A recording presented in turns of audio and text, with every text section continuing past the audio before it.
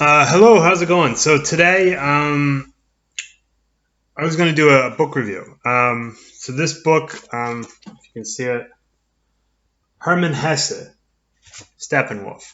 I don't know if you've ever read anything by Hermann Hesse. He's a strange dude. He was a German who lived most of his life in Switzerland. So I don't know if there's a constant feeling foreign to him, even though they do speak a similar style, the same language. German spoken in Switzerland is a very bizarre experience. If you've ever been there, you would know. But so anyway, the book itself is it's strange. So essentially, it actually starts with a what does he call it here? A preface, and so the preface is written by a guy whose aunt is basically hosting the Steppenwolf.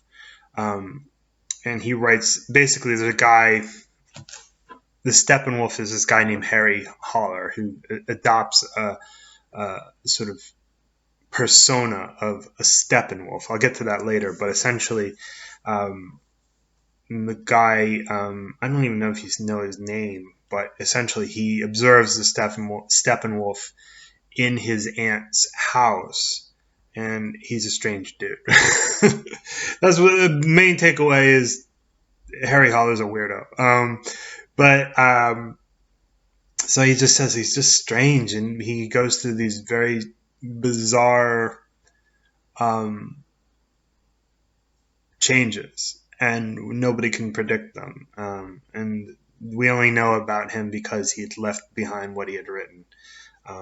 And so the main part of the book is what he had left behind. So you actually don't know what happens to him in the end. So essentially, Harry Haller is this middle-aged man who's gone through a divorce. His divorce was not, wasn't terrible. It wasn't a bitter divorce, but it wasn't pleasant either. I can't imagine getting a divorce is ever a good experience, unless you really hate your wife, which I don't. In case she ever sees I don't hate you. But anyway, so Harry, I'm looking at the book as if it's just beaming knowledge into my head. It doesn't really work that way. But Harry Haller is essentially this middle-aged man who comes. He wanders the streets at night. You don't actually know where it is. I get the impression that it's somewhere in Switzerland. And he comes across this. A lot of this stuff is very weird, so you have to be kind of, don't read directly anything that you see in the book. I've found myself, the book is only like a little over 200 pages, but I found myself rereading parts of the book because it didn't make any sense. And it wasn't because sometimes when you read a book, your eyes pass over words, but you don't actually see. You don't actually read. Your just eyes kind of go through the motions. This is complicated enough, or it's bizarre enough that you might not get it the first time or second time. The last 40 pages I had to reread about 3 or 4 times before I got it, which was disappointing because I wanted to finish the book, because it was a weird experience. But essentially, this guy, Harry, comes across this manifesto or tract or whatever you would call it, some sort of writing on the Steppenwolf. And it's a description of the Steppenwolf, so a wolf from the steppes. So I assume this is somewhere out in Russia, or this sort of flatlands where this type of wolf lives. And essentially, it causes a complete rift in his mind, and it gives him a reason to change his attitude. So essentially, Harry Haller goes through you use the term bourgeois.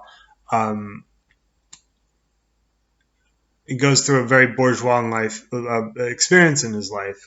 Very sort of polite, very genteel kind of way of being. And then when he comes across this, he wants to sort of become this wolf who's very suspicious of anything that is not him. And he essentially doesn't want to experience life just being happy. Anything that threatens his sense of independence is um, is not just a threat. It's something to be destroyed, and that he would rather face, solitude. Um, even having his whole life being up for, basically put in jeopardy in order to maintain his independence. Now, the thing is that obviously this is all sort of uh, very abstract. That he is not like turning into a wolf, but he's adapting this sort of lone wolf mentality of anything that threatens my independence and my solitude I would consider an existential threat, and therefore I have to destroy it. And he develops this mentality, and he kind of lives through it, where he just totally isolates himself from the world, as a wolf is likely to do. And he finds himself sort of almost having this sort of rift in his brain, where the old part of him that was very sort of friendly, open-minded, open-hearted, and then suddenly he would have this complete just sort of facade fall on him or off of him, and the Steppenwolf would come out, and he'd be a cold-hearted bastard. And that's kind of jarring to most people, because they, to turn around in a conversation so quickly is a sign of instability, or it's a sign of stay the hell away from this guy, and so with the Steppenwolf mentality is that he's basically sort of isolated himself, where he can't really stay in any city for any length of time without really just riling up people. He doesn't feel like he belongs anywhere. He doesn't feel like he has any real friends. He doesn't have any sense of, belonging to the world. And eventually he goes out to a bar and meets this young woman named Hermione, and she sees him as a project to be worked on, and that she wants to tear down the Steppenwolf facade. So she basically befriends him.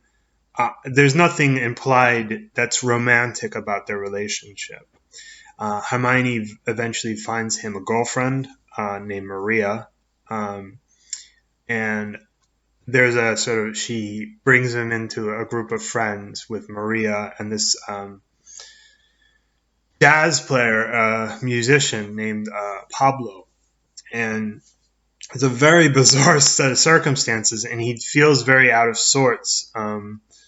And one of the interesting things is some of the conversations that he has with Hermione, with Pablo, and with Maria, that perhaps he is an older generation who sees the world much differently to these people, but he's also kind of a weirdo, and Hermione's goal is to basically destroy this Steppenwolf.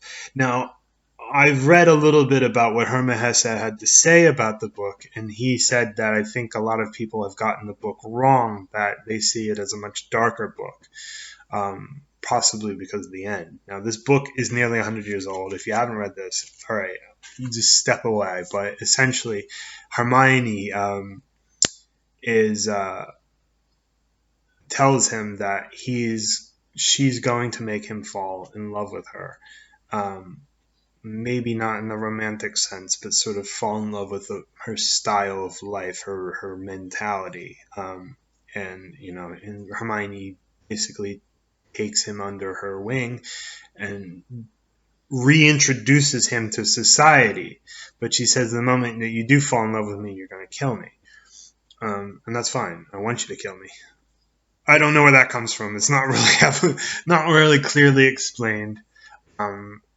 And at the end, he goes to this is why you have to read the book a few times, or at least parts of it a few times before you makes any sense. And it still doesn't make any sense. But technically, you understand what is being said here. It's just sort of the higher significance might be beyond you. That at the end of the book, he is sort of walks through a mirror, or sort of fantasizes through a mirror, or his mind, he goes to sleep and this is all a dream, something along those lines. But he ends up meeting old friends from his childhood, and there's a type of war going on. It's never really clear, so you never know if this is something going on in his life. There's a constant horror in his mind, a source of shame that he had been called a coward during World War One. It's not exactly clear what made him a coward, but I can understand being stuck in a trench for a few years is going to wreak havoc on your mentality, and you'll never come back for it. Perhaps that's sort of an overall theme behind this, is that, that a guy who, maybe 10 years before was in the war, now he's a middle-aged man and he's still nuts. It's just that he doesn't have the bombs going off all around him. So essentially, that he goes to this war, he wakes up and finds Pablo and Hermione in bed together, they're asleep, and he kills her. And then he has a little conversation with Mozart. So one of the things that themes that I took away from this is that there's a constant, like, beyond the personality thing I'll get to later, there's a constant dreamlike theme here, that at first he has a conversation, like a dream, full on like debate with Goethe over the significance of literature and things like that, and life. So Goethe was one of the more famous German writers. He'd written Dr. Faustus, or Faust, and it's basically Faust does a deal with the devil, where he and the devil, I think, is called Mephistopheles in the book. So I don't know if that is technically the devil, or if he's just a demon, or if it's sort of one of those few personae that the devil takes on in various forms of literature. But essentially, it's the devil, and the devil does a deal with him in the same way that he tried to do the deal with Jesus, of offering him something that he can become a complete master over the world. And so he essentially, that Faust basically sells his soul. This is where the concept that we often see in modern literature, movies, TV, that the selling your soul to the devil for, like Robert Johnson, who was a blues musician, was said to have done, is that he disappeared for 3 years, and then he came back. He was a sort of ne'er-do-well who liked the guitar, wasn't that good at it, and he disappeared for 3 years. Nobody heard a peep out of him, and suddenly he shows up and he's just blowing everyone's mind. Up with his guitar skills and just his overall attitude towards the guitar. And then people said, well, like the devil was kind of a running theme in the South, particularly among the black population. Anything that was outside of the church, like blues music, was the work of the devil. Very, very, very American attitude towards religion and secular life. So anyway, back to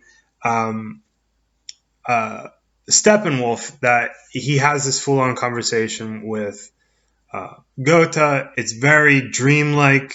Obviously, it's a dream, but it's very bizarre.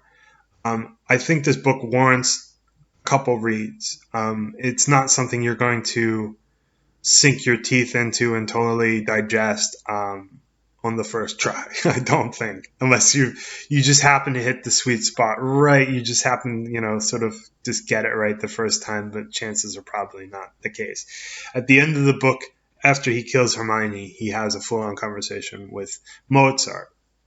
Now, the interesting thing, he has this conversation with Pablo, and I'm going to read it off the screen here behind the camera. And so he has this conversation. Now, Pablo is a jazz musician, and jazz music. So this is the late 20s when this is taking place. And obviously, the difference in generation might have a role in this, but he quizzes Pablo and he says, you're a friend of Hermione and that's why I take an interest in you. But I can't say you make it easy to get on with you. Several times I've attempted to talk about music with you. It would have interested me to know your thoughts and opinions, whether they contradicted mine or not.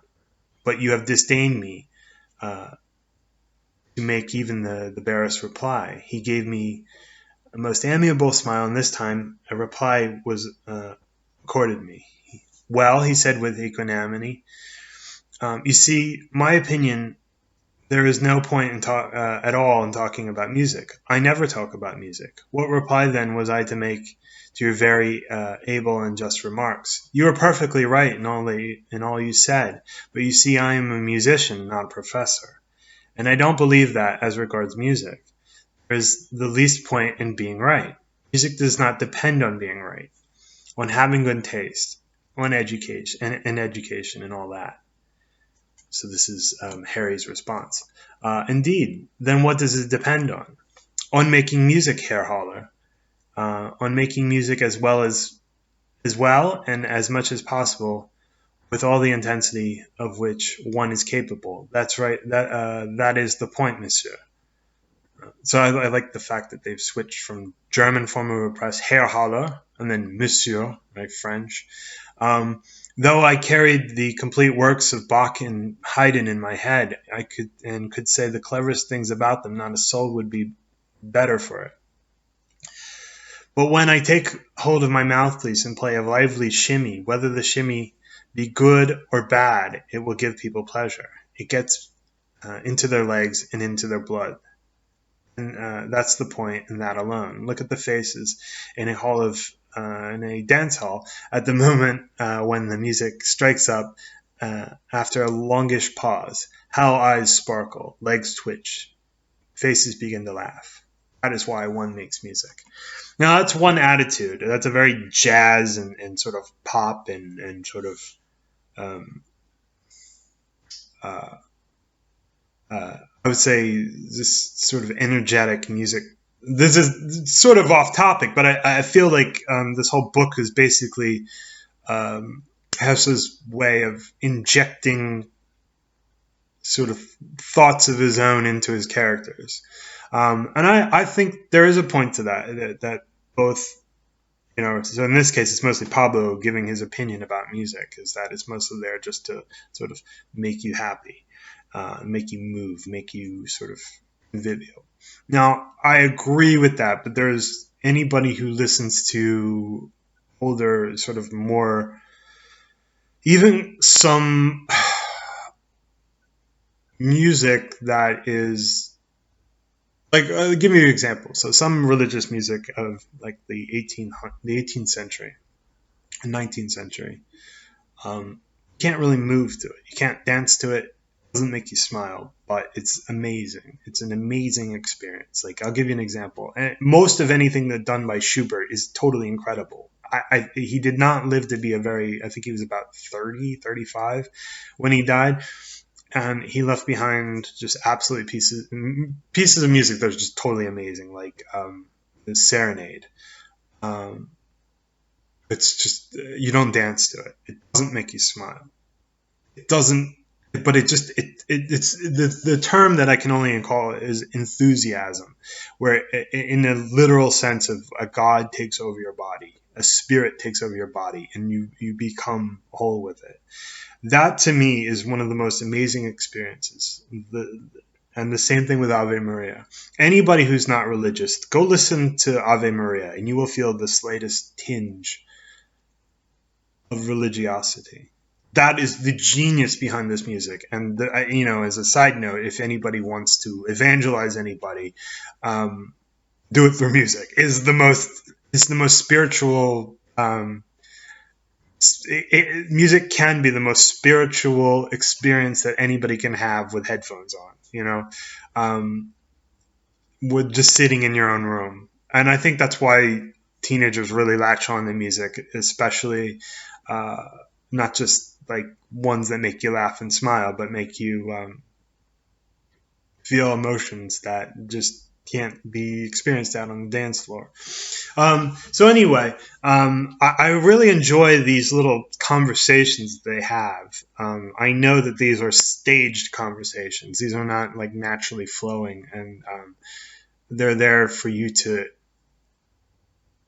see the juxtaposition between Pablo, who's a very sort of just make people happy, make them move, make them dance, make them feel alive, and the other one, that perhaps make them feel, like in Holler's example, make them feel like they're uh, that the spirit, some spirit or something bigger than yourself, is present in the music, and that writers of this music are merely conduits to something greater beyond this plane of existence. I think you can do both. It's not very common to see that music does that to people, but it does necessarily, it, it can exist. It's just very rare. And I guess it depends on what makes you move, and I guess it depends on what envelops your soul. But anyway, like one of the things that I've thought about throughout this, it was the right book for me to read at the right time. It's funny how life sort of gives you a book, and this was at my parents' house, so I just picked it up and I thought, oh, if it's crap, I'll just get rid of it. I'll have I'll go to a flea market and just get a table and start selling books. That way I don't have to clean up after them after things go south with them. But this book kind of, as bizarre as it was, if you can get past that, it did give me a lot of things to think about. And I think I'm going to have to come back to it. So this one's not for the yard sale. It's not something I know that it's like this needs to be revisited, perhaps after. It's almost like a crossword puzzle where you just don't get the clue. You have to just step away from the puzzle for half an hour, 45 minutes, and then come back to it. And oh, okay, with a fresh mind. But I think all in all, that this idea of the Steppenwolf, I think if anybody who is a sort of not a social butterfly, who is prone to bouts of depression, who's been a loner, I think you should read this book. It might not change your world. It's something to think about. And I think for somebody who has suffered through that, I'm not suffering, but that's my life. I saw a lot of myself in Harry Haller, and I'm not going to kill anybody if that's your worry, if that's what you're worried about. But at the same time, I'm not a social butterfly, and I never will be. And it's something to revisit. So I don't know how good this review is going to be for anybody who watches it, but I think it's a very dark book, and I can see Hesse's point that it's actually supposed to be sort of uplifting, and that sometimes you can get mugged into being a positive person. There was a point in my life where I actually kind of was a social butterfly. It was very taxing for me. But at some point in your life, the phone stops ringing. People stop being interested in you. Maybe it's because they've got other stuff going on, because they're not young anymore. They've got families. They've got big important jobs, and you're sort of on the sort of ranking system of importance. You drop like a rock. But that's life, So anyway. As far as recommending the book, if you can get through the sort of bizarre sequences, the dream sequences, and get to the meat. At least the manifesto and the Steppenwolf that he reads. It's interesting, and then see the lived experience that he has afterwards is sort of the juxtaposition of the two. But anyway, yeah, go ahead and read it. Screw it. It's only 200 pages. It might actually be 500 pages at the time you have to reread a lot of the parts of the book, but I think it's worth it. Okay, I'll see you soon. Bye.